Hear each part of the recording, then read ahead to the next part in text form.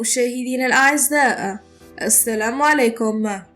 أسعار النفط تستمر في التراجع. إليكم التفاصيل.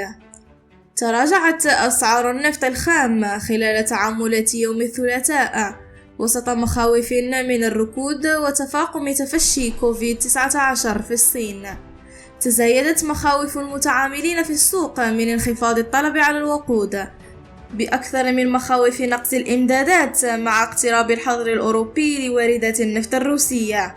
وبحلول الساعة 7:56 صباحا بتوقيت غرينتش، تراجعت أسعار العقود الآجلة لخام بيرنت القياسي تسليم شهر يناير 2023 نحو 0.21% إلى 97.71 دولار للبرميل.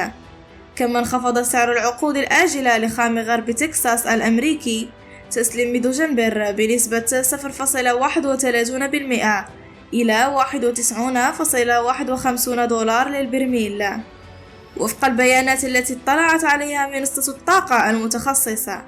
وكانت أسعار النفط الخام قد أنهت تعاملاتها يوم الاثنين 7 نوفمبر على تراجع بنحو 1% مع عودة المخاوف من تراجع الطلب.